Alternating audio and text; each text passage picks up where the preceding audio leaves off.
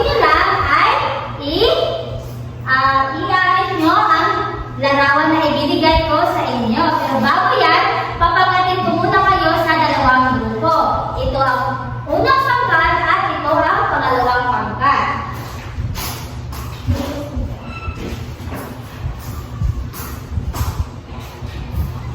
Ang pagkatapos ninyong gawin ay ilagay nyo dito sa harapan at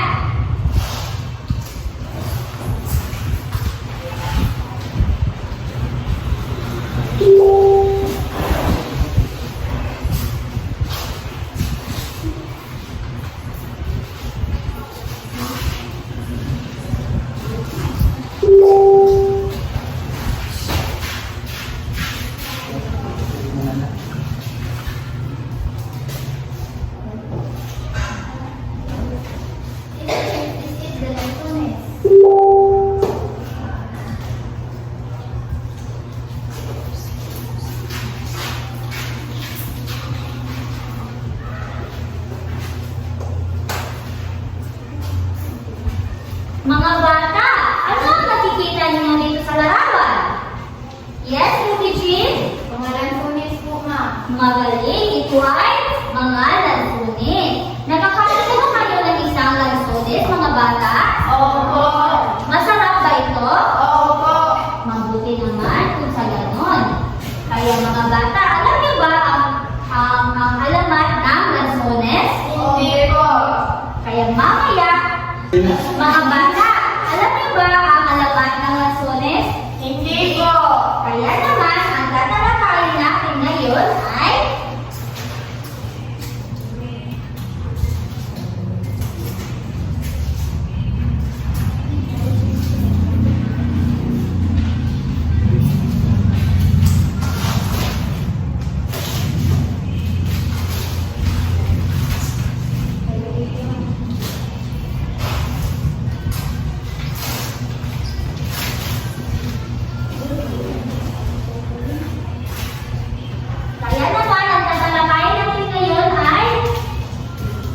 basahin ng sabay-sabay. Alamat ng lansunis. At ito ang ating layunin na dapat nating sundan sa ating klase.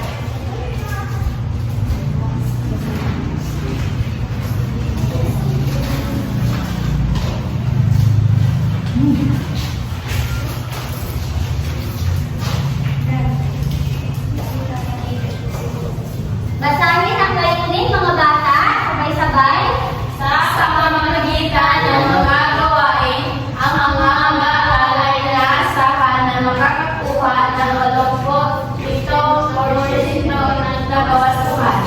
Nasusuri ang mga elemento ng anak gaya ng tauhan, tagpuan at bangkay. Naunawaan ang kasaysayan at pinagmulan ng lansunis at napapahalagahan ang mga uri at mensahe ng lahat.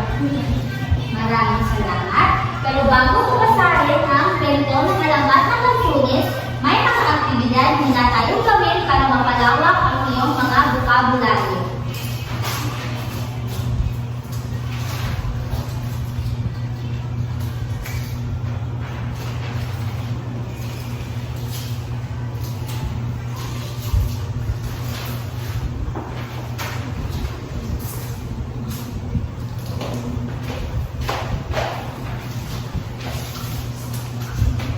Sino ang gustong sumagot?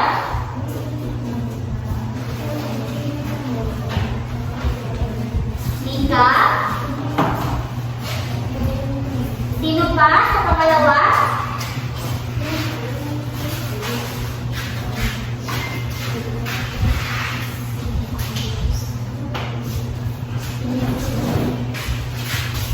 Angelica?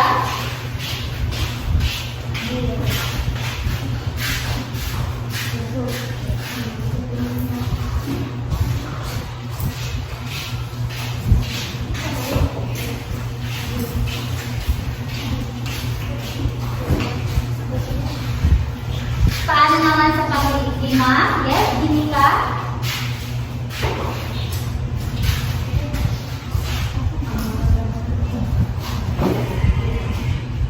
Maraming salamat mga bata.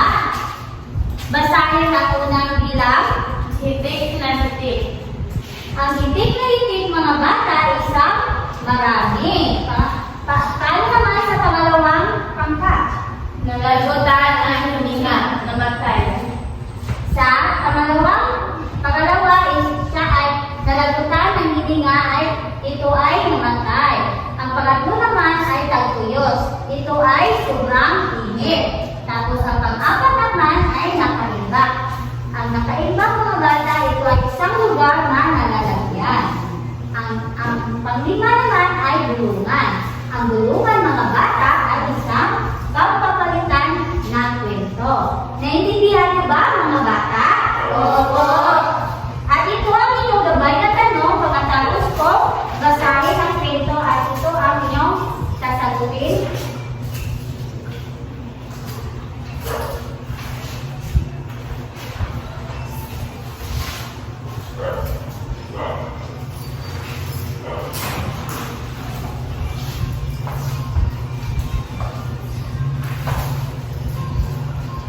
Basahin sabay-sabay ng ang gabay na tanong. Bakit hindi pinapansin ng mga tao ang halamang puno na nagbunga ng dilaw na bunga? Bakit kinain ng pobre manok ang punong hitik na hitik sa bunga? Ano ang kinakataon o naranasan sa taong bayan? Ano ang dahilan bakit tinawag ang prutas na nakakalason na lansones? Kaya naman mga bata, pagkatapos ko basahin ang kwento, ay ito ang iyong sagutan. At ang gusto ko ay makinig kayong maayos dahil mamaya may katanungan ako na dapat inyong sagutin. Nakaintindihan ba tayo mga bata? Oo.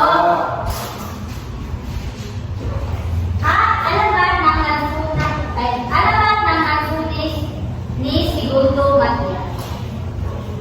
Noong araw, sa burong ng Katimugang Luzon ay maraming puno ng lansunis. Ang mga puno ay hitik na hitik sa bungang kulay ginto. Subalit, ang lansunis ay karaniwang puno lamang para sa mga taga-Luzon. Kaya ito hindi nila pinapansin. Minsan, may sumilong sa ilalim ng mga punong lansunis na isang magnanakaw ng kalabaw. Ang magnanakaw pagod na, pagod sa pag-iwas sa mga taong bumahabol sa kanya. Nang mapansin niya ang mga bunga ng lansunis, ay nagkaroon siya ng gusto at lumipas siya ng bunga at kumain ito. Sumuka at bumula ang bibig ng mananakaw ng pagnanakaw ng kalabaw. Pagkatapos kumain ng bunga ng lansunis, bumagsak siya sa damuhan at namatay ang magnanakaw. Nang dumating ang mga taong humahabol, sila ay nagulat sa nakitang ayos ng magnanakaw. Napansin nila na kumain ng lansunis ang magnanakaw, kaya ito ay namatay. Naisip nila na may lason ang lansunis. Magmula na kumalat ang balita tungkol sa pagkamatay ng magnanakaw, ay wala na nangahas magpunta sa buro. Kahit dumilig sa puso ng lansunis, pagkigabon at hayop ay natatakot lumapit sa puno ng lansunis.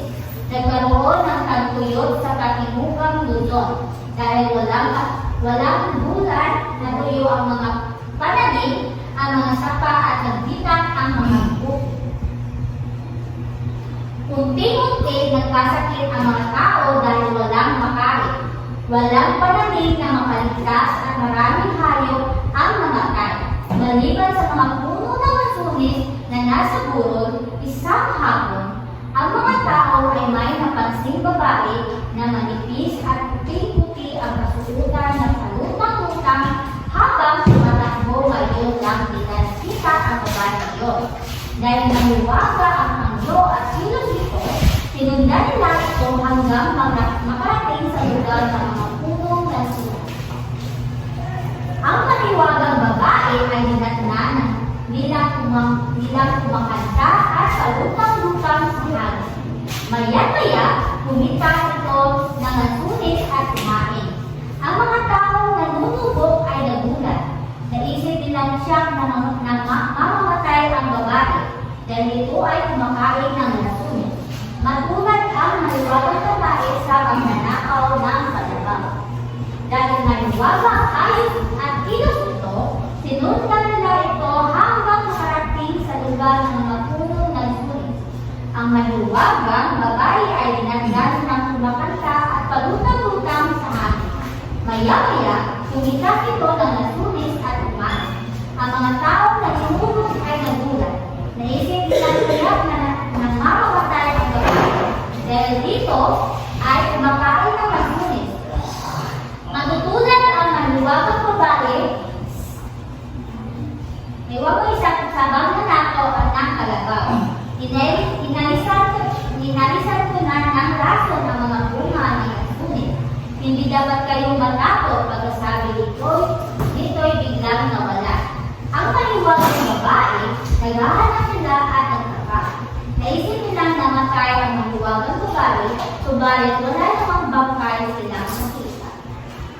Isang bata ang hindi makatiis at tumitas ng nasunis. Mabilis na itong kinain. Ang lahat ay nagulat na walang nangyari sa bata. Narinig nila ang tinig na maliwagang babae. Maaari ninyo kainin ang nasunis, ang bakas ng aking pumok sa bakahan, para tandaang nawala na ang laso ng bunga na yan. Magmula noon, naging isa sa mga paboritong pagkain ng mga Pagayudon ang nasunis. Sa dahilan ito ang magligtas sa kanila na matinding gutom. Nang lumapaw ang nasunis ay naging isa sa mga popular na putas sa buong kapuluan. At yun ang nawakas ang kwentong alakas ng nasunis. Ngayon mga bata, pumunta naman tayo sa ating gabay na tanong. Sa unang tanong, bakit hindi pinapansin ng mga tao ang halamang puno na nagbunga ng ilaw na bunga? Yes, Lisa? Hindi pinapansin ng mga tao ang lamang puno na nagbunga ng dilaw na bunga dahil ito ay nakakalasa. Magaling! Hindi nila pinansin ang halaman ng puno na yun ay ito ay may mga lason. Paano naman sa pangalawang tanong? Bakit kinain ng pobreng manang ang purong bitik na bitik sa bunga? Alima? Kinain ng isang tao dahil siya ay gutom na gutom. Magaling! Kinakain ni Manong ang punong lansunin dahil siya ay gutom na gutom nung nalito. Sa pangatlo naman, ano ang kinakaharap o narahasa sa taong bayan? Yes, Lilith? Magaling. Ang narahasa sa taong bayan, kinakaharap sa narahasa sa taong bayan ay sila ay takot kumain sa lansunis na yun dahil may lason ito. Paano naman sa pang-apat? Ano ang dahilan bakit tinawag ang prutas na nakakalason na lansunis? Jenica? Tinawag ang prutas na nakakalason na lansunis kasi nung kumain yung taong gutom na gutom na siya. Magaling. Tinawag ang punong lansunis ng lason dahil may isang magnanakaw na kumain ito at namatay. Ngayon mga bata, alam niyo ba ang alamat ay may mga elemento? Ito ay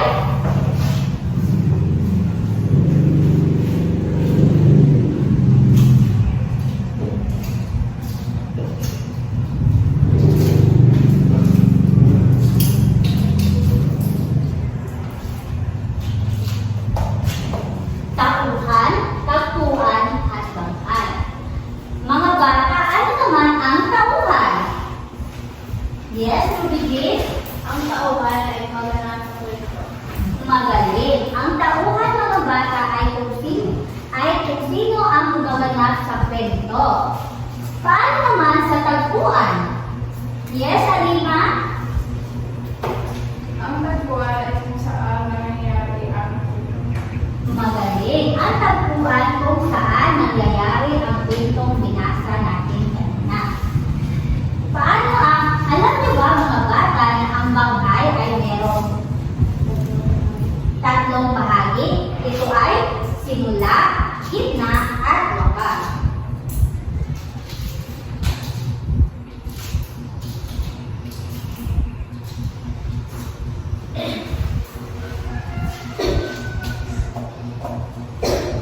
Ngayon mga bata, balikan natin ang kwento na binasa natin kanina. Sino-sino ang tauhan sa kwento na iyon? Yes, Rupiti? ang magnanakaw at ang babae. Magaling. Ang tauhan na ating binasa kanina ay sila mangnanakaw, ang mga humahabol sa mangnanakaw at ang babae at ang babae. Ngayon mga bata, saan natin matagpuan ang tagpuan sa kwento? Yes, Jimika? Saan natin matagpuan ang tagpuan sa ating kwentong binasa? Ang tagpuan sa nangyayari sa tunod sa Magaling! Ang tagpuan na binasa natin kanina ay doon sa punong Dasmine.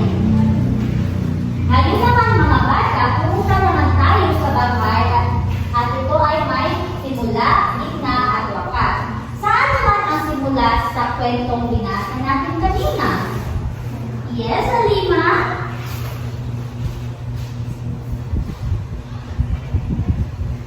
Ang simula ay kung saan pinakilala ang gumaganap sa lupa. Magaling. Ang simula ay kung saan nagsimula ang kwento. Saan naman ang simula sa kwento? Ruby J? Ang simula sa kwento ay nung pinakilala ang punong may lason. Magaling. Ang simula ng kwenta nung pinikilala ang punong may lason. Paano naman ang gitna sa kwentong binasa natin kanina? Di ba? Ang gitna po ng kwento ay dumating ang suliranin sa Taganayon. Magaling. Ang gitna sa kwento ay nung dumating ang mga suliranin na sa kwento. Paano naman sa wakas? Halo? Ang wakas po sa kwento ay pinikman ng misteryosong babae ang bunga ng punong lesonis. Magaling. Ang wakas sa kwento ay nung tinikman ng isang babae ang isang lasunis at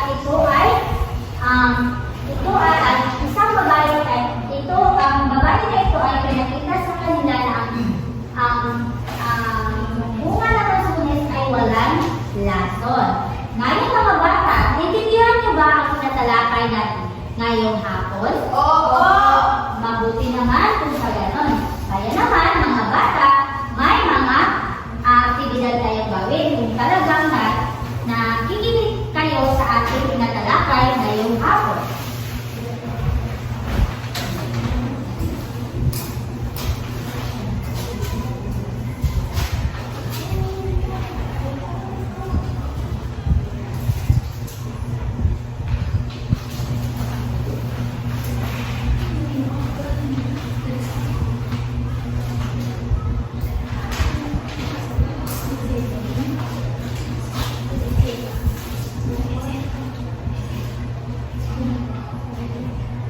Sabay-sabay natin.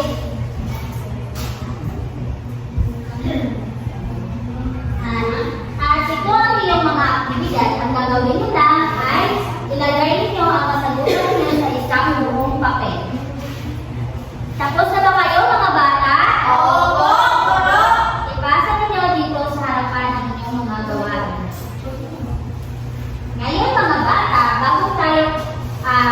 bago tayo, ngayon mga bata, may katanungan ako kung talagang nakikinig kayo sa tinatalakay natin kanina.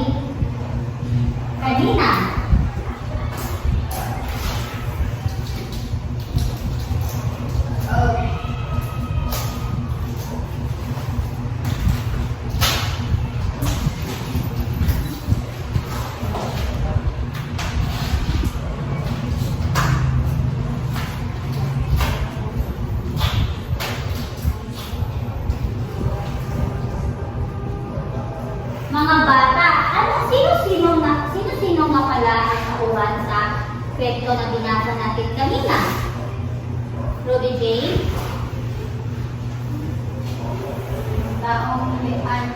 Yung taong kumain ng prutas at yung babae. Magaling. Ang mga tauhan yung mga binasa natin kanina ay sila ang magnanakaw, babae, at marami pang iba. Ngayon mga bata, anong aral ang makukuha ninyo sa kwentong binasa natin kanina? Jenica? Ang aral na makukuha natin sa tayo dapat huwag tayo magpapasda at hindi natin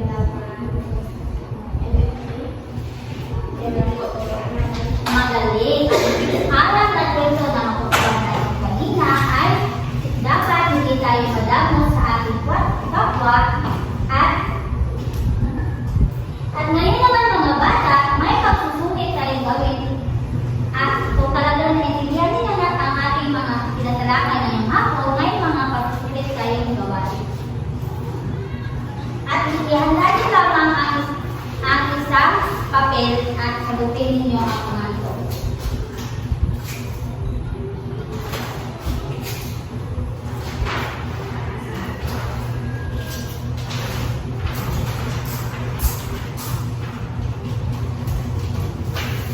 Basahin sabay-sabay ang pagluto. Sa iyong mga isulat ang mga aral na nagulot niyo sa kwento. Ilagay ang inyong sagot sa isang buong na papel. Tapos na ba kayo mga bata? Opo, Guro. Ipasa ang inyong mga ginagawa dito